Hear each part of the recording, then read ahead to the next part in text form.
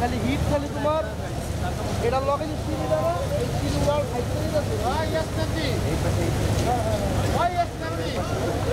আগুন লাগছে আমরা মানে দেখতে পাচ্ছি 11:30টায় নিচে দিয়ে এক লোক যাচ্ছে উনি বলতেছে যে আপা আপনাদের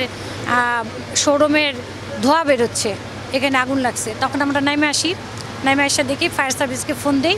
ফায়ার সার্ভিস আধা ঘন্টার মধ্যে চলে আসে তারপর থেকে 12টার থেকে পর্যন্ত ওরা চেষ্টাই করতেছে আর কিভাবে লাগছে সেটা বলতে পারবো না এটা শর্ট সার্কিটও হতে পারে কেউ লাগাইতেও পারে কারণ আমাদের একটু ঝামেলা আছে বিল্ডিংটা নিয়ে ভাই তো ঝামেলা আছে একটু তো এটার কারণেও হতে পারে অথবা শর্ট সার্কিটও হতে পারে আমরা 11:30টায় দেখতে পাচ্ছি আর 12টায় ফায়ার সার্ভিসকে ফোন করছি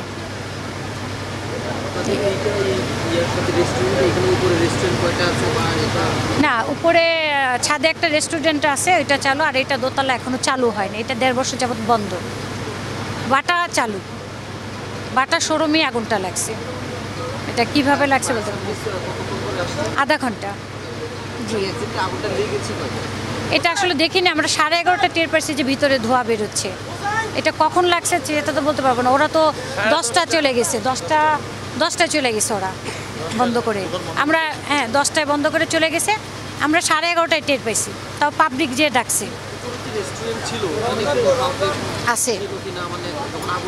না রেস্টুরেন্ট ওটা বন্ধ ওটা প্রায় চালু হয়নি 1-1.5 বছর যাবত ওটা বন্ধ ওটা আগামী 1 তারিখে চালু হবে সব করা আছে চালু হবে 1 তারিখে এর সামনে 1 তারিখে চালু হবে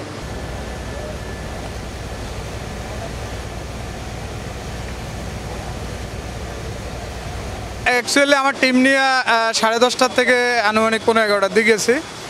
আমি বাসায় যাওয়ার পরে 12টা 5 মিনিটে আমার দোতলায় যারা থাকেন ওনারা আমাকে ফোন দিচ্ছে যে শোরুমের পিছন থেকে ধোঁয়া দেখা যাচ্ছে অনেক গন্ধ আসতেছে পরে আমি বাসার থেকে চলে আসলাম যত তাড়াতাড়ি সম্ভব আসার পরে দেখলাম যে অলরেডি ফায়ার সার্ভিস চলে আসছে কিন্তু আমি ফায়ার সার্ভিসকে কল দিতে পারি নাই আর আমি আসতে ফায়ার সার্ভিস কাজ শুরু করে দিয়েছে এখন এখানে যারা উপস্থিত ছিল তারাও দেখতেছে ধোঁয়া আমিও দেখতেছি ধোঁয়া এখন পর্যন্ত কিন্তু আগুন দেখা যায়নি হ্যাঁ শুধু ধোঁয়াই দেখা যাচ্ছে আমার এখানে প্রায় 2.5 কোটি টাকার উপরে প্রোডাক্ট আছে কারণ সামনে তো ঈদের প্রস্তুতি নিতেছিলাম আমরা শীতকালে আমাদের জুতার ব্যবসাটা সাধারণত একটু ভালো হয়